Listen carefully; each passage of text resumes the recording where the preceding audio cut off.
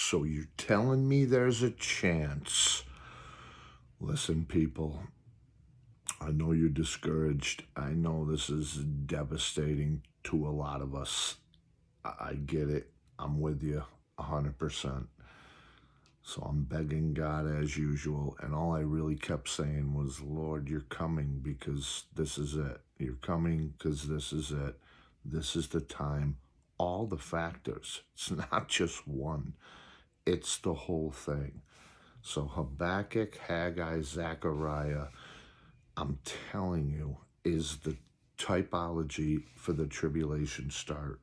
No doubt about it. 100%. This is why God time-stamped it. So now I'm going to show you something that's absolutely real, and you have to test it in your own heart and your own mind, that will produce depression if you don't get it, or joy if you do get it. And this is what God gave me. I just kept saying, Lord, you're coming, you have to come.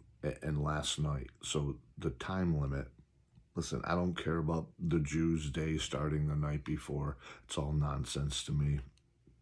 Psalm 50 verse 1 says of the rising of the sun. That's when the day starts. Not midnight, not the night before, when the sun rises. So from the sun rises to the sun rises the next day, that's one 24-hour complete day. Sunrise to sunrise. So anyway, listen to this. So Zechariah 1:7 is upon the 24th day of the 11th month. That's when he got the first of the 8 visions. Again, God time-stamped this when they're under rule of another kingdom, right? Persia. So they're under Darius the king. So, which is the month Sabbat, in the 2nd year of Darius, came the word of the Lord unto Zechariah, the son of Berechiah, the son of Iddo, the prophet, saying, and look at that, Iddo is a different word than our Iddo, the one-time usage, but it just makes sense that God threw it in there. Just beautiful. But listen to me. You're going to see this. This is our last ditch hope, and it's got to be right, because this whole story is right. So pick it up in verse 12. Then the angel of the Lord answered and said, O Lord of hosts, how long wilt thou not have mercy on Jerusalem and on the cities of Judah, against which thou hast had indignation these 70 years? And the Lord answered the angel that talked with me with good words and comfortable words. So the angel that communed with me said unto me, Cry thou, saying, Thus saith the Lord of hosts, I am jealous for Jerusalem and for Zion with a great jealousy, and I am very sore displeased with the heathen that are at ease, for I was a little displeased, and they helped forward the affliction. Okay, we've gone over all this a ton. He's sore displeased with the heathen. It's got a little United States of America reference in there. Dug that all out in the past. It's all glorious gold. 16, Therefore, thus saith the Lord, I am returned to Jerusalem with mercies. My house shall be built in it, saith the Lord of hosts, and a line shall be stretched forth upon Jerusalem. Cry yet, saying, Thus saith the Lord of hosts, my cities through prosperity shall yet be spread abroad, and the Lord shall yet comfort Zion, and shall yet choose Jerusalem. So just think about it. 300 years later, Antiochus Epiphanes, was just about to fully conquer all of Israel. He conquered Jerusalem. He got the temple. He committed the precursor to the abomination of desolation. It was like 165 BC. So that's when the Maccabees went in. That's how we got Hanukkah. They took a band of brothers and men and fought and won and got the temple back, celebrated the third, or tabernacles, because that was the last feast, on 9/25, ninth month, 25th day. But my point is, if they were conquered after that, this applies to the future. God didn't do anything miraculous when Zerubbabel, Zechariah, Joshua built this temple. Remember, they already been back for 2 years. Haggai 6:1, the Lord's house is neglected in the 2nd year of Darius the king. In the 6th month, and the 1st day of the month, came the word of the Lord by Haggai the prophet unto Zerubbabel and Joshua. Thus speaketh the Lord of hosts, saying, this people say, the time is not yet come, the time that the Lord's house should be built. Then came the word of the Lord by Haggai the prophet, saying, is it time for you, O ye, to dwell in your sealed houses, and this house lie waste? Do you see that? So that's when he sent Haggai. They had already been back for 2 years. I told you, a legal decree had shut them down. So they already finished the temple. You know, the mount, they did sacrifices. That's in like Ezra 6 or something, 5 or 6. But then the decree came that they couldn't build the temple anymore, so they took all the stuff and they built their own houses. So they've already been back in the land, is my point.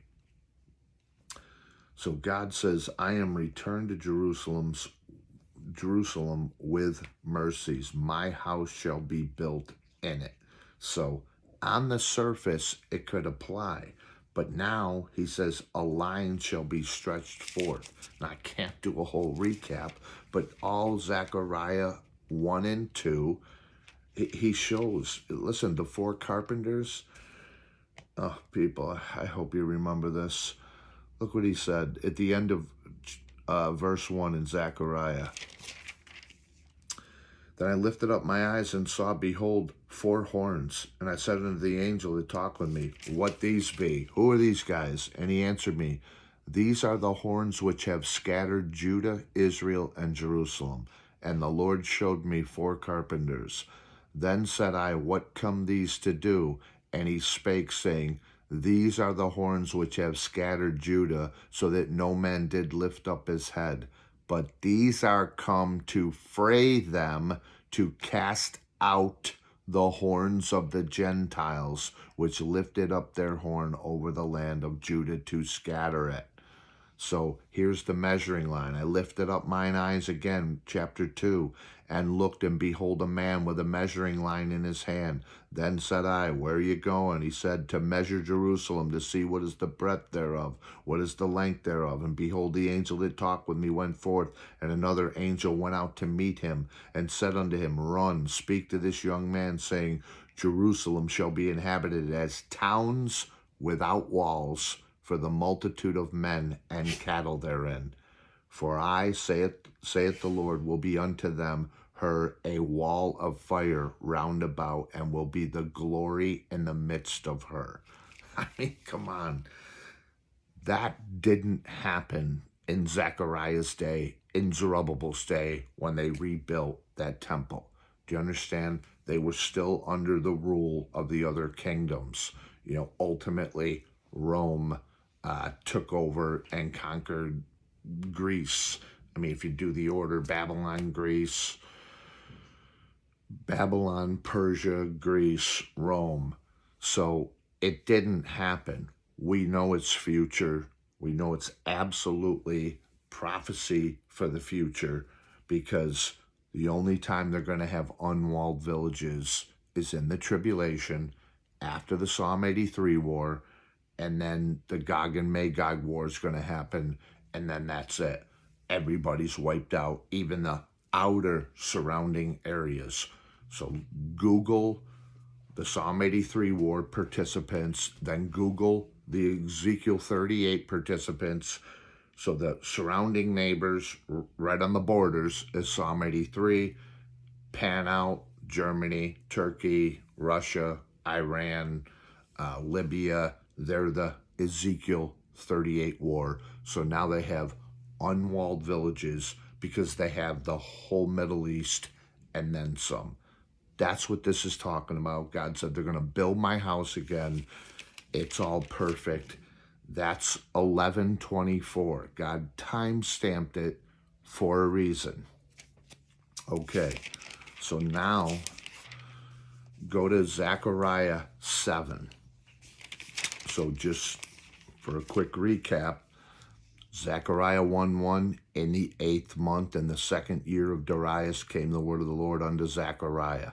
8th month, no day attached to it. I've told you this. 6:1, 7:21, 9:24, 11:24. This 8th month has no day. Let's remember that. And then verse 7 is 11:24. So we go from the 8th month, Zechariah, 6 verses later, it's the 11th month, 24th day, 2nd year of Darius. So now go to Zechariah chapter 7. And it came to pass in the 4th year of King Darius. This is 2 years later. Watch how this makes sense. That the word of the Lord came unto Zechariah in the 4th day of the 9th month, even in Kislev, which Kislev is Hanukkah. It's the 9th month, 9:25. Haggai 2 is 9:24, so basically the same day. When they had sent unto the house of God Sherezer and Regem-Melech and their men to pray before the Lord, and to speak unto the priests which were in the house of the Lord of hosts. So again, talking to the priests, temple's going again. Zechariah 1, they will build my temple again. And do you see what I'm saying? It's like that, I want to say this, that prophecy wouldn't apply. Therefore, thus saith the Lord, I am returned to Jerusalem with mercies. My house shall be built in it. Do you see what I'm saying? They were already building the temple. That command was already given. Haggai 1 in the 6th month, God said, go cut the timbers down. You left my house desolate. Build my house. So why would they need a prophecy? That was 6:1, so this is the 11th month. This is 5 months later, and God's making another prophecy. My house will be built in it. They're already building it. It doesn't apply to their time. I need you to see that. Okay, speak to the priests which were in the house of the Lord of hosts, and to the prophets, saying, should I weep in the 5th month, separating myself, as I have done these so many years? Then came the word of the Lord of hosts unto me, saying, speak unto all the people of the land and to the priests. Do you see that? This is 2 years into the tribulation. They are well on their way to being the shining star of the world, the #1 superpower. So what's God say? Speak unto all the people of the land and to the priests. And again, verse 1, verse 2,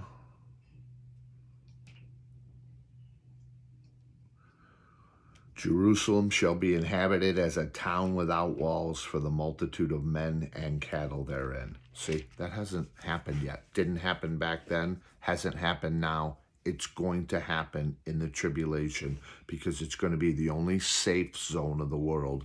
The end sign, the 144,000, are going to bring back all the Jews scattered throughout the world.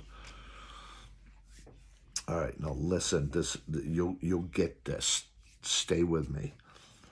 Rue, calm down. Okay, speak unto the priests which were in the house of the Lord of hosts. All right, I missed this. And speak unto the priests which were in the house of the Lord of hosts, and to the prophets, saying, should I weep in the 5th month, separating myself, as I have done these so many years? So speaking to the priests and the prophets. Then came the word of the Lord unto the Lord of hosts unto me, saying, speak unto all the people of the land and to the priests, saying, when ye fasted and mourned in the 5th and the 7th month, even those 70 years, did ye at all fast unto me, even to me? So again, they're got the temple going 2 years in the tribulation. they're just going through the motions. They don't know what they're doing it for. They don't know what the holy convocations are for. They're not doing it to the Lord. And when you did eat, and when you did eat, and when you did drink, did ye not eat for yourselves and drink for yourselves? Should ye not hear the words which the Lord hath cried by the former prophets, when Jerusalem was inhabited and in prosperity, and in the cities thereof round about her, when men inhabited the south and the plain? See, when God says he sent the former prophets, Moses and Elijah are already there. So now he literally sent the former prophets again to the new crop of people in the tribulation. So I want you to catch that. So this is amazing.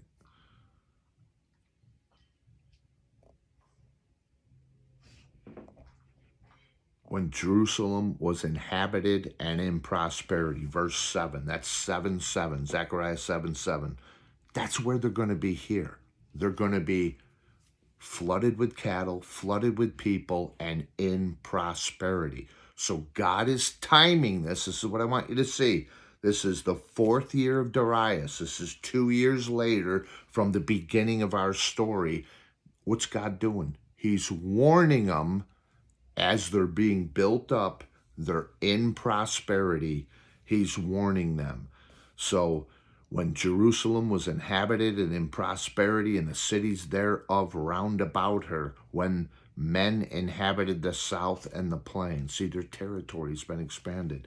I'm telling you, you got to see this. You'll see it at the end.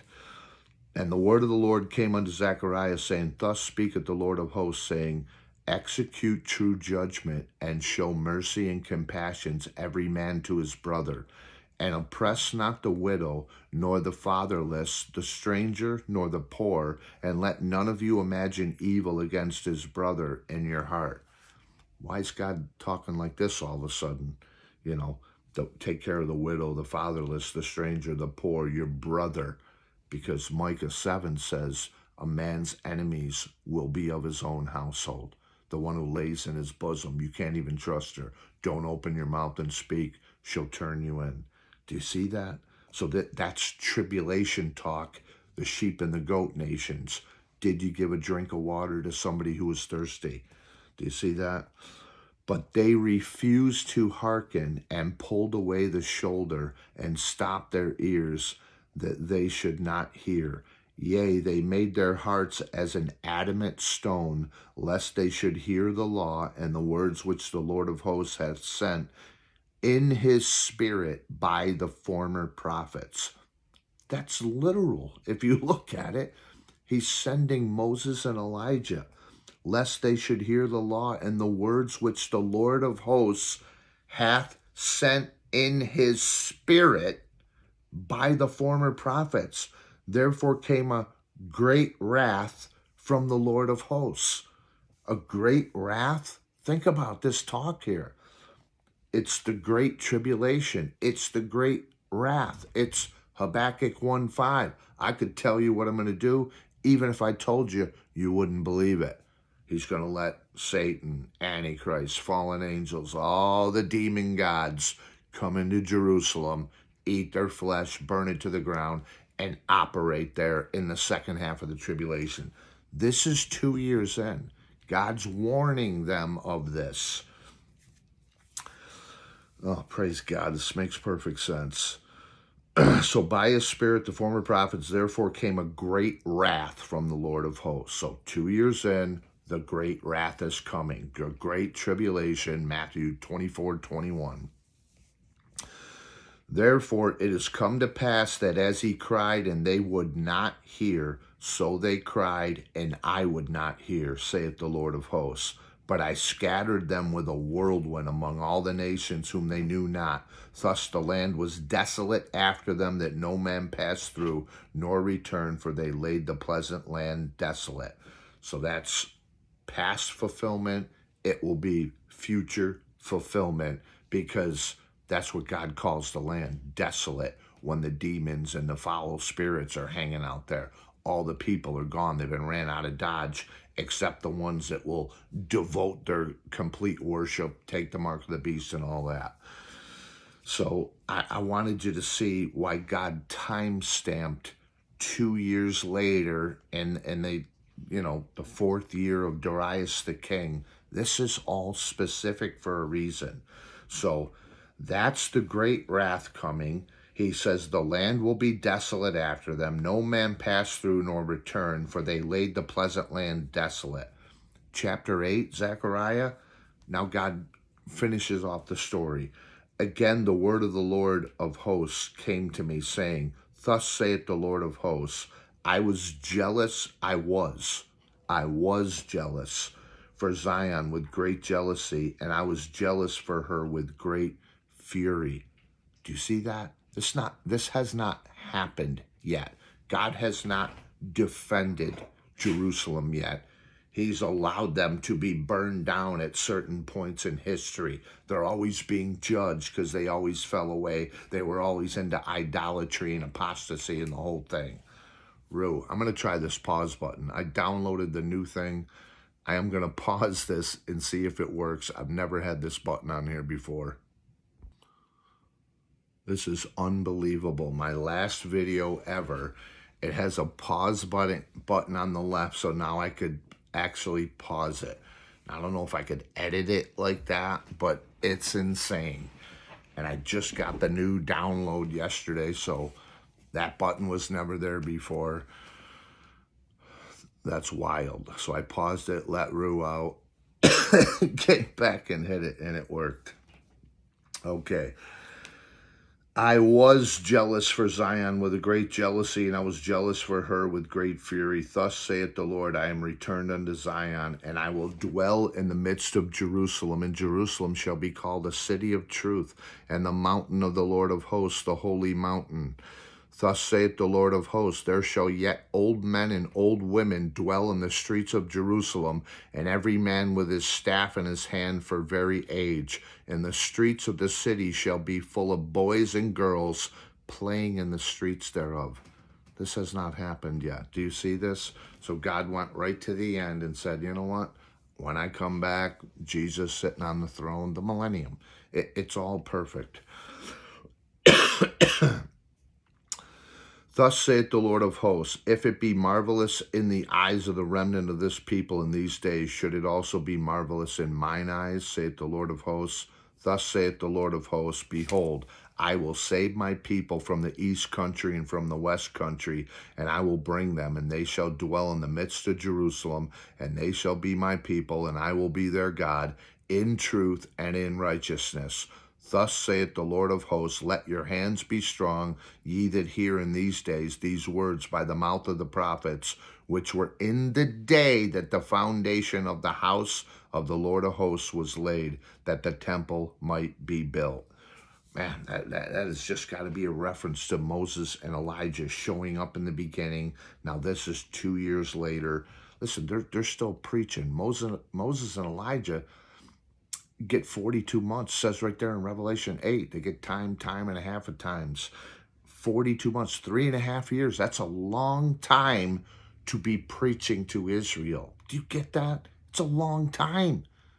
Daily. I mean, do they go missing in action for a month? It's probably got to be every day. They're standing by the temple preaching the scriptures to the Jews, letting them know this great wrath is coming. This great wrath of chapter 7, verse 12. They made their hearts as an adamant stone, lest they should hear the law and the words of the Lord. The Lord sent it by his Spirit through the former prophets, and they make their hearts a heart of stone, and they turn away from the Lord, and they don't listen, and the wrath comes. I mean, this is all right, let me get to the point now. We've done 24 minutes, and I'm going to show you why we're still in the bang zone. And listen, you can read the rest of chapter 8, because chapter 9, Zechariah wrote many years later, and that's why some scholars think there's 2 different Zechariahs, because chapters 1 through 8 was in the beginning when he first became a prophet, 30 years old, and then 9 he wrote maybe 30, 40 years later, something like that. But it's the same Zechariah. Yeah, I'm just going to read a couple more verses out of chapter 8. 16, these are the things that ye shall do. Speak ye every man the truth to his neighbor. Execute judgment of truth and peace in your gates. And let none of you imagine evil in your hearts against his neighbor, and love no false oath. For all these are things that I hate, saith the Lord. So now the word of the Lord came to him again. And to finish it off, verse 23, 8:23, thus saith the Lord of hosts, in those days it shall come to pass that 10 men shall take hold out of all the languages of the nations, even shall take hold of the skirt of him that is a Jew, saying, we will go with you, for we have heard that God is with you, during the millennium, going up to tabernacles once a year. Okay, so listen. So this is what God gave me. So, look, I didn't even notice this before. So the verses I use, 1 Kings 6:38, and in the 11th year, in the month Bul, which is the 8th month, was the house finished throughout all the parts thereof, and according to all the fashion of it. So he was 7 years in building it. Perfect verse, perfect typology for us. But I didn't even notice this last time. I was so hung up on the word bull, meaning fruit, still gathering fruit, all the juice that we dug out of bull, 4 root words, whatever it was. God didn't name the day. I missed that, which is the 8th month. The house was finished in the 8th month, but God didn't put a day to it. So that means it is a matchup to, in the 8th month, in the 2nd year of Darius, came the word of the Lord unto Zechariah, the son of Berechiah, the son of Iddo, the prophet, saying. So there's the 8th month, no date attached to it, right?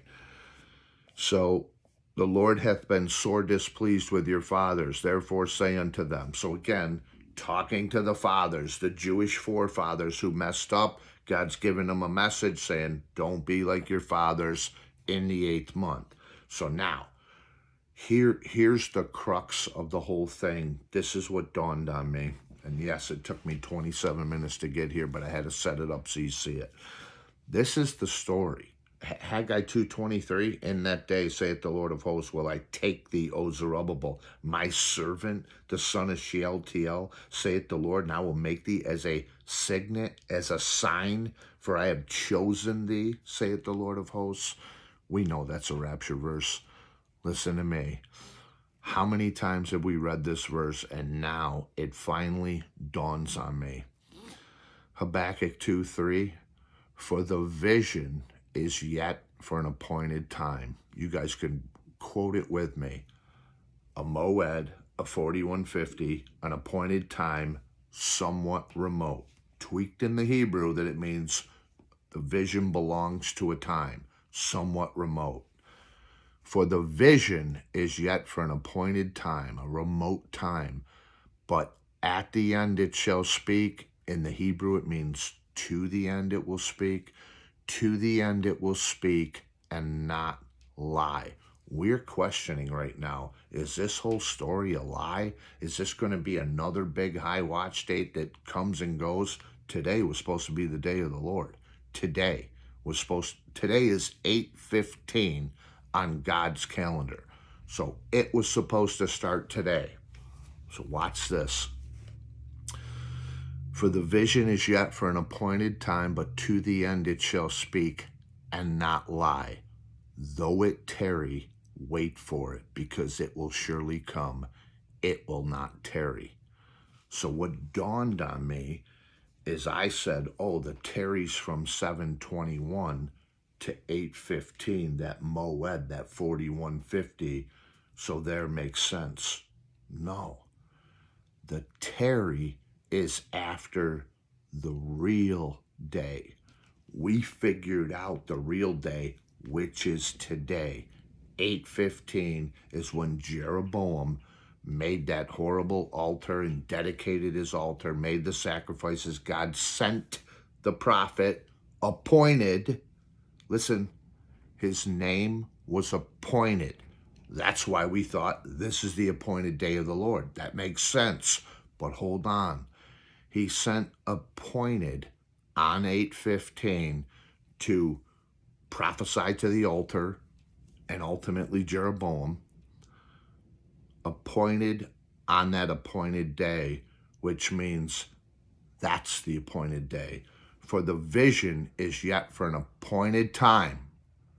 Appointed time, to the end it'll speak, it will not lie, though it tarry. It can only tarry from the true appointed time. Do you see that? So we can't say, oh, we figured out it's 8:15, therefore the tarry is from 7:21. That can't be, because 7:21 wasn't the real day the day of the Lord was supposed to start. Do you see that? So 7:21, yet once more in Hebrews, Haggai 2:6 is yet it is a little while. So cracking the code, that video, that wasn't the appointed time of the day of the Lord. That was yet once it's a little while to get to the day of the Lord. And then when we get to the day of the Lord, for the vision is yet for an appointed time, but to the end it will speak, though it tarry. What tarry? The actual appointed time. He sent the prophet named appointed. That's the appointed time. Today is the appointed time, 8:15. And now God says it'll tarry. Do you see what I'm saying? You cannot have the tarry until you absolutely get to the day. So out of all our high watch days, this one we know is right because of Zechariah, because of what I just read. So again, that 2-year warning in chapter 7 of Zechariah, which is the 4th year of Darius. This is all the 2nd year of Darius. This is 2 years later. They're at their peak. They're about to be judged with Antichrist, abomination of desolation. God gave them one more warning, and he wasn't talking to the priests only. He was talking to the people and the priests. And then great wrath. He put it right in there. Great wrath is coming. Do you see that? So it looked like God was talking in hindsight in the past, but it was all future because of all the millions of clues he gave us. He's going to stretch out the land and do and listen, the 4 horns. I read you the 4 horns scattering the Gentile nations. That's Haggai 2:22. I will overthrow the throne of kingdoms, and I will destroy the strength of the kingdoms of the heathen. So now the 4 horns were always a judgment against Israel to punish them. Now those horns are going to go out and destroy the Gentile nations around so Israel can be built up. Do you see that? That hasn't happened yet. That's my point. This is future prophecy. God time-stamped it all. So the vision is yet for an appointed time, but at the end it'll speak. To the end it'll speak. It will not lie. Though it tarry, this is the day the tarry starts. God built in the tarry, but it has to be after the appointed time. And I'm saying it still has to be in the 8th month, because Zechariah is talking to the people in the 8th month. The temple was complete, all the facets thereof, in the 8th month.